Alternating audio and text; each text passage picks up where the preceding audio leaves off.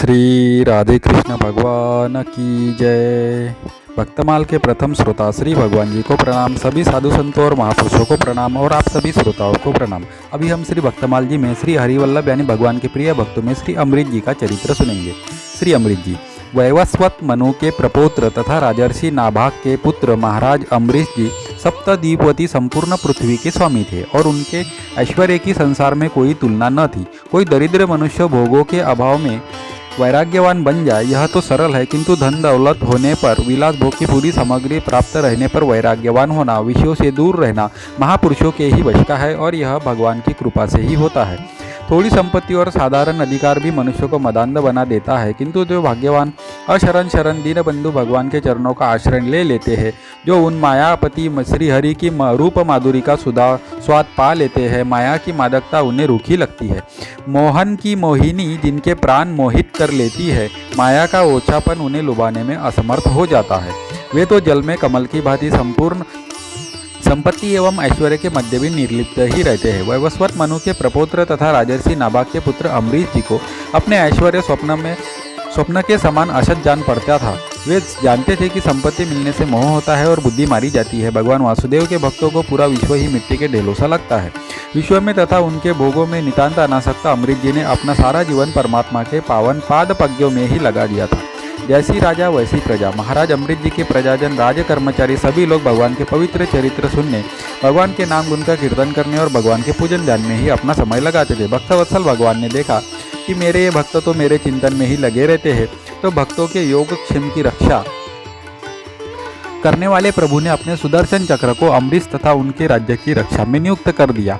जब मनुष्य अपना सब भार उन सर्वेश्वर पर छोड़कर उनका हो जाता है, तब ये दयामय उसके योगक्षेम का दायित्व अपने ऊपर लेकर उसे सर्वथा निश्चिंत कर देते हैं। चक्र अम्बरीश जी के द्वार पर रहकर राज्य की रक्षा करने लगा। राजर्षि अम्बरीश जी के एकादशी व्रत निष्ठा की कथा। राजा अम्बरीश जी ने एक बार अपनी पत्नी के साथ श्री कृष्ण भगवान को प्रसन्न करने के लिए वर्ष की सभी एकादशियों के व्रत का नियम किया। वर्ष पूरा होने पर पारण के दिन उन्होंने धूमधाम से भगवान की पूजा की, ब्राह्मणों को गोदान किया। यह सब करके जब वे पारण करने जा रहे थे तभी महर्षि दुर्वासा शिष्यों सहित पधारे। राजा ने उनका सत्कार किया और उनसे भोजन करने की प्रार्थना की। दुर्वासा जी ने राजा की प्रार्थना स्वीकार कर ली और स्नान करने यमुना तट पर चले गए। द्वादशी केवल एक घड़ी शेष थी। द्वादशी में पारण न करने से व्रत भंग होता। उधर दुर्वासा जी आएंगे कब यह पता नहीं था। अतिथि से पहले भोजन करना अनुचित था। ब्राह्मणों से व्यवस्था लेकर राजा ने भगवान के चरणोदक को लेकर पारण कर लिया और भोजन के लिए ऋषि की प्रतीक्षा करने लगे। दुर्वासा जी ने स्नान करके लौटते ही तपोबल से राजा के पारण करने की बात जान ली। वे अत्यंत क्रोधित हुए कि मेरे भोजन करने से पहले इसने क्यों पारण किया। उन्होंने मस्तक से एक जटा उखाड़ ली और उसे जोर से पृथ्वी पर पटक दिया। उससे कालाग्नि के समान कृत्या नाम की भयानक राक्षसी निकली। वह राक्षसी तलवार लेकर राजा को मारने दौड़ी। राजा जहाँ के तहाँ स्थिर खड़े रहे, उन्हें तनिक भी भय नहीं लगा। सर्वत्र सब रूपों में भगवान ही है। यह देखने वाले भगवान का भक्त कहीं अपने ही दयामय स्वामी से डर सकता है क्या। अम्बरीश जी को तो कृत्या भी भगवान ही दिखती थी, परंतु भगवान का सुदर्शन चक्र तो भगवान की आज्ञा से पहले ही राजा की रक्षा में नियुक्त था। उसने पलक मारते ही कृत्या को भस्म कर दिया और दुर्वासा जी की भी खबर लेने के लिए उनकी ओर दौड़ा। अपनी कृत्या को इस प्रकार नष्ट होते और ज्वाला में कराल चक्र को अपनी ओर आते देख दुर्वासा जी प्राण लेकर भागे। वे दसों दिशाओं में, पर्वतों की गुफा में, समुद्र में जहाँ जहाँ छिपने गए, चक्र वही उनका पीछा करता गया। आकाश पाताल में सब कहीं गए। इंद्रादि लोकपाल तो उन्हें क्यों शरण देते, स्वयं ब्रह्मा जी और शंकर ने जी भी आश्रय नहीं दिया। दया करके शिव जी ने उनको भगवान के पास ही जाने को कहा। अंत में वे वैकुंठ गए और भगवान विष्णु के चरणों पर गिर पड़े। दुर्वासा जी ने कहा, प्रभु आपका नाम लेने से नारकी जीव नरक से भी छूट जाते हैं, अतः आप मेरी रक्षा करें। मैंने आपके प्रभाव को न जानकर आपके भक्त का अपराध किया, इसलिए आप मुझे क्षमा करें। भगवान अपनी छाती पर भृगु की लात तो सह सकते हैं, परंतु अपने प्रति किया अपराध भी वे कभी मन में नहीं लेते, पर भक्त के प्रति किया गया अपराध वे क्षमा नहीं करते। प्रभु ने कहा, महर्षि मैं स्वतंत्र नहीं हूँ, मैं तो भक्तों के पराधीन हूँ। साधु भक्तों ने मेरे हृदय को जीत लिया है। साधु जन मेरे हृदय है और मैं उनका हृदय हूँ। मुझे छोड़कर वे और कुछ नहीं जानते और उनको छोड़कर मैं और कुछ नहीं जानता।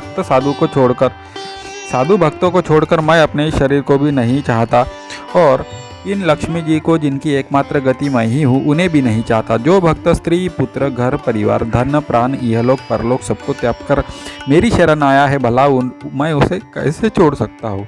जैसे पतिव्रता स्त्री पति को अपनी सेवा से वश में कर लेती है, वैसे ही समदर्शी भक्तजन मुझ में चित्त लगाकर मुझे भी अपने वश में कर लेते हैं। नश्वर स्वर्गादि की तो चर्चा ही क्या, मेरे भक्त मेरी सेवा के आगे मुक्ति को भी स्वीकार नहीं करते। ऐसे भक्तों के मैं सर्वथा अधीन हूँ। अतएव ऋषिवर आप उन नाभाग तनय के ही पास जाए, वही आपको शांति मिलेगी। इधर राजा अमृत जी बहुत ही चिंतित थे। उन्हें लगता था कि मेरे ही कारण दुर्वासा जी को मृत्यु भय से ग्रस्त होकर भूखे ही भागना पड़ा। ऐसी अवस्था में मेरे लिए भोजन करना कदापि उचित नहीं है। अतः वे केवल जल पीकर ऋषि के लौटने की पूरे 1 वर्ष तक प्रतीक्षा करते रहे। वर्ष भर के बाद दुर्वासा जी जैसे भागे थे वैसे ही भयभीत दौड़ते हुए आए और उन्होंने राजा का पैर पकड़ लिया। ब्राह्मण के द्वारा पैर पकड़े जाने से राजा को बड़ा संकोच हुआ।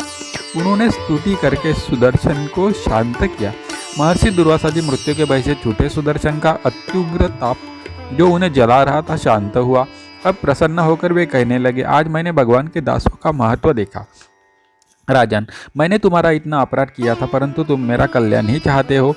जिन प्रभु का नाम लेने से ही जीव समस्त पापों से छूट जाता है, उन तीर्थपाद श्री हरि के भक्तों के लिए कुछ भी कार्य शेष नहीं रह जाता।